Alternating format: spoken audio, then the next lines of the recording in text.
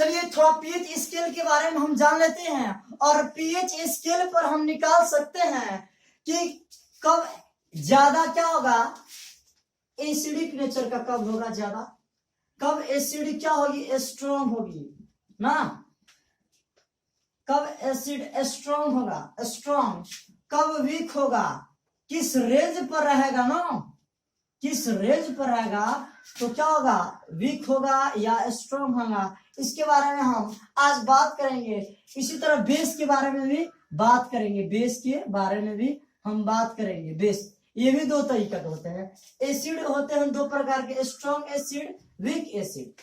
उसी तरह बेस होगा दो प्रकार के, बेस स्ट्रॉन्ग, एक होता है वीक। दोनों को जरा हम देख लेते हैं, उस तरीका से देख लेंगे कब किसके रेंज पर।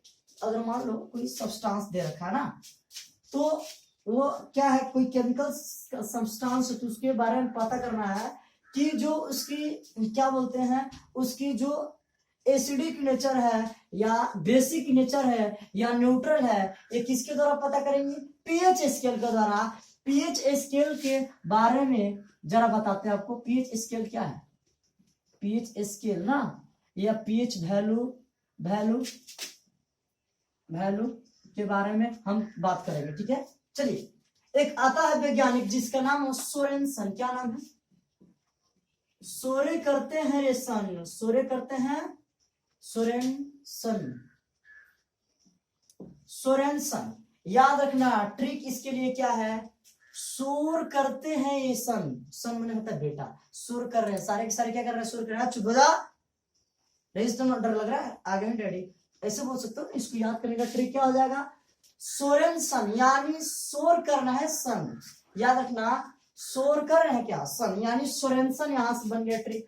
उन्होंने 1909 ईस्वी में एक नया इंस्ट्रूमेंट की आविष्कार किया, और आविष्कार करने के कारण ही उसका नाम, और आविष्कार किया, और जिसके बारे में उन्होंने बताया कि जो ये स्केल है यह मामूली स्केल नहीं है, इस स्केल के द्वारा हमारे यूनिवर्स में रहने वाले उस सब्सटेंस के बारे में बता सकते हैं, कौन एसिडिक होगा, कौन बेसिक होगा और कौन न्यूट्रल होगा, और उसके बारे में उन्होंने बताया। चलिए उसके बारे में बात कर लेते हैं हम जरा, चलिए इसको जरा रफ कर लेना। चलिए आगे बढ़ते हैं, चलिए देख लेते हैं पीएच के बारे में।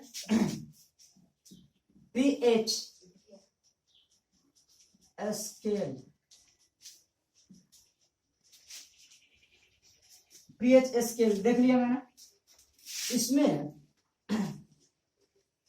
यहां पर 0 होगा, यहां पर 7 होगा, यहां पर आपका हो गया 14। क्या हो गई आपकी 14 हो गया, यानी 0 से लेकर 7 ये कहलाता है एसिडिक। क्या कहलाता है, एसिडिक कहलाता है। क्या कहलाएगा, एसिडिक, यानी अम्लीय। क्या कहलाएगी छोटू, अगर हिंदी वाले बच्चे हैं ना, इसको अम्लीय बोलेंगे। क्या बोलेंगे, इसको अम्लीय बोलेंगे। और 7 और 14 के बीच में, यानी 7 और 14 के इंटरमीडिएट में कौन है, इसके इंटरमीडिएट में होगा, जरा देख लेते हैं इसके इंटरमीडिएट में क्या होगी सर, इसके इंटरमीडिएट में होगा भस्मीय, भस्मीय होगा। क्या होगा, भस्मीय होगा, यानी इसको हम बोल सकते हैं बेसिक। क्या बोल सकते हैं इसमें, बेसिक बोलेंगे, इसको क्या बोलेंगे, बेसिक। ये एसिडिक हो गया। चलिए इसको बात में जान लेते हैं। ये जो 7 दे रखा है इंटरमीडिएट है, 14 का इंटरमीडिएट यानी हाफ है, 14 का हाफ कितना तो 7 होता है। इसको हम बोलते हैं उदासीन यानी न्यूट्रल। क्या बोलेंगे इसको, न्यूट्रल, इसको न्यूट्रल बोलेंगे। इसको हिंदी में बोलते हैं सर, इसको बोलेंगे हिंदी में उदासीन, यानी उदास होने वाला सीन, यानी उदासीन। क्या हो गई, उदासीन। 7 पर क्या होता है, उदासीन। अब सुनो, उदासीन कब होती है, कोई अगर मान लो किसी का पीएच है, मान लो पानी, वाटर जो होता है H2O ना, H2O जो होती है इसका अगर हम शुद्ध जल की बात करें, शुद्ध प्योर वाटर की बात करें, ये न्यूट्रल होता। क्यों न्यूट्रल होगा सर, कब न्यूट्रल होता है, जरा सुन लो। यहां से आपको बहुत ही यूनिक चीज बताने वाला हूं, जो आगे कॉम्पिटिटिव के लिए और जैसे पैरामेडिकल, फार्मेसी, डी फार्मा, इस सारे एग्जाम में आपको ऐसे दे सकता है, पूछ सकता है, उस लेवल से बता रहा है। जरा सुनिएगा, इधर होता है, हम जानते हैं एसिड, एसिड पक्ष में है एसिड, हमने बताया होगा आपको पहले एसिड, एसिड जो होता है वाटर के साथ, यानी वाटर के साथ क्या देता है, किस चीज की रिक्वायरमेंट करता है बाबू, वो देगा हाइड्रोजन आयन की, हाइड्रोजन आयन को रिलीज करेगा खटाखट खटाखट, यानी ज्यादा मात्रा में, क्या हुई, ज्यादा मात्रा में, यानी लार्ज पार्टिकल में क्या देगा, एच आयन देगा, क्या देगा, एच आयन। तो मैंने 0 और 7 के बीच में क्या माना, एसिड, एसिड के लिए क्या लिखेंगे, हाइड्रोजन आयन लिखेंगे, क्या लिखेंगे, हाइड्रोजन। अभी ना बताया आपको, एसिड जो होता है वाटर के संग, जरा देख लेते हैं, जो एसिड होती है, एसिड वाटर के साथ क्या देगा, मिलकर देगा sir H positive ion, H positive ion या H3O देगा, यानी ये दोनों देता है, क्या देगा, ये दोनों देगा, ये हाइड्रोजन आयन या H3O दोनों देता है। एसएससी की एग्जाम पूछता है ना कि हाइड्रोजन आयन के अलावा और क्या देता है, हाइड्रोजनियम आयन देता है, बात समझ में आ रहा है ना, H3O आयन भी देता है। ये दोनों चीज याद रखने की है।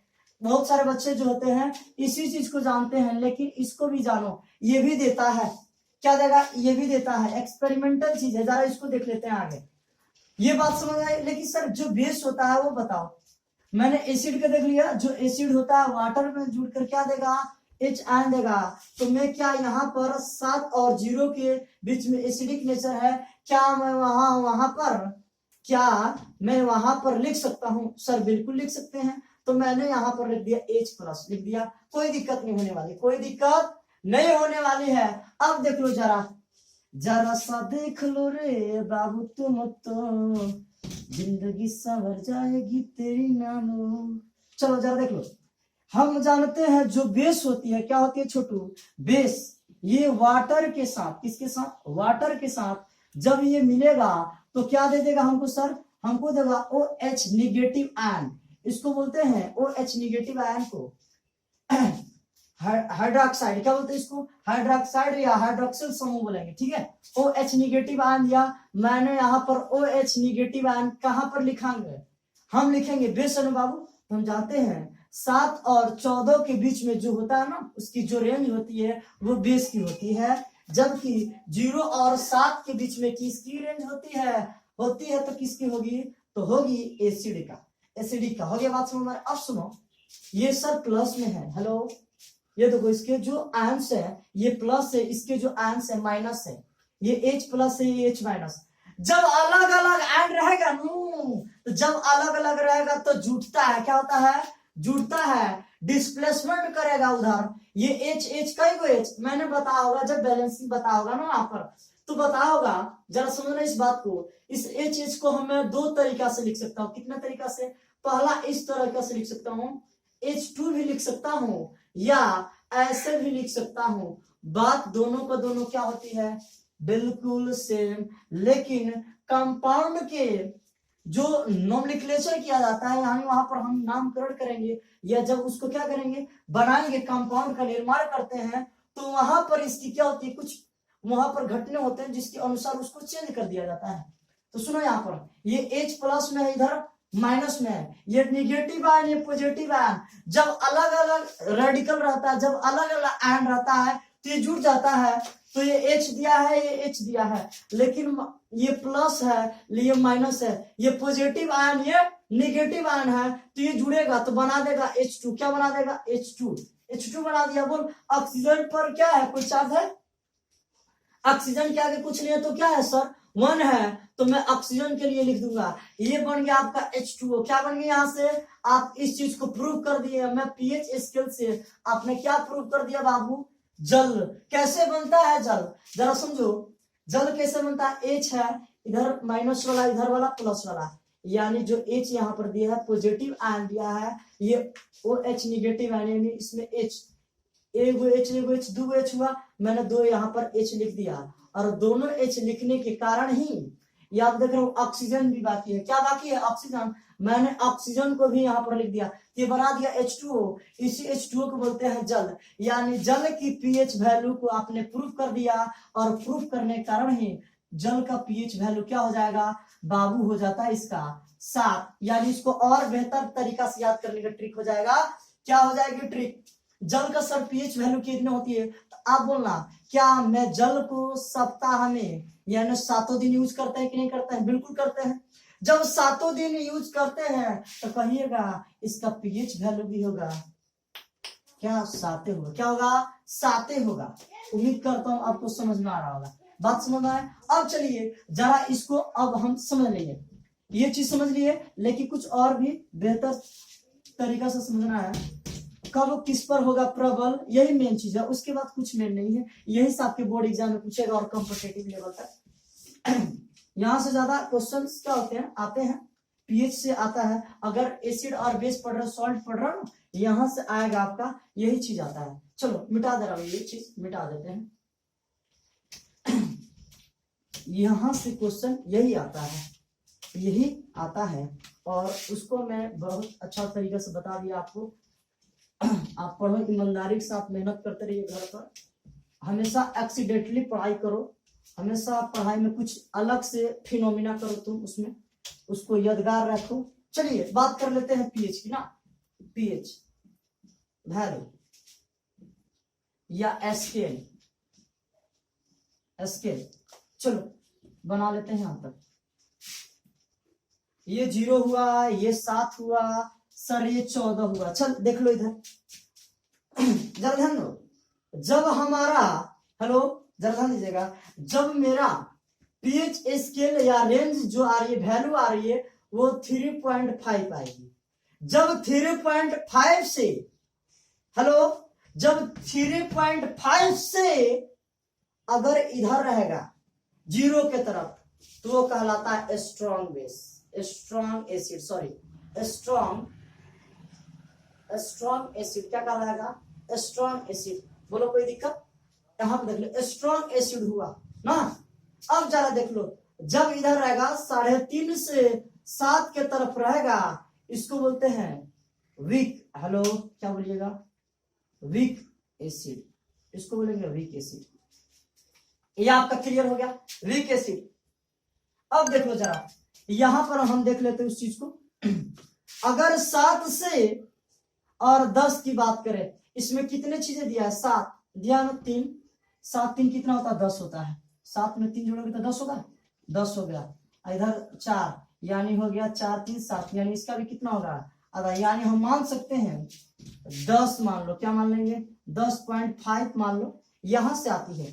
अगर हम बात करें 10 और 10.5 और 7 के बीच में अगर दिया है, क्या दिया है, अगर रेंज दिया है, पीएच वैल्यू की जो रेंज है किसी सब्सटेंस का, तो दिया है, तो उसको क्या करेंगे, 7 और 10.5 के बीच में दिया है, कभी कभी 10 भी देता है, तो घबराने की आवश्यकता नहीं है। ये मत बोलना कि सर गलत बताया, बिल्कुल गलत नहीं होगा, एकदम ईमानदारी के साथ पढ़ाते। चलो देखो इधर, तो 7 और 10.5 के बीच में देख लो, अगर इसमें अगर रेंज रह रहा है किसी पीएच वैल्यू का, तो हम उसको बोल सकते हैं, उसको बोलेंगे, उसको हम बोलेंगे बाबू वीक, क्या बोलेंगे, वीक बेस, क्या बोलेंगे, वीक बेस। बेबी को बेस पसंद है ना, जरा देख लो इधर, वीक बेस बोलेंगे, क्या बोलेंगे, वीक बेस। लेकिन जैसे 10.5 से ऊपर हिलेगा ना, यानी 14 के बीच, तो क्या होगा, तो इधर हो जाएगा बाबू स्ट्रॉन्ग, क्या हो जाएगी,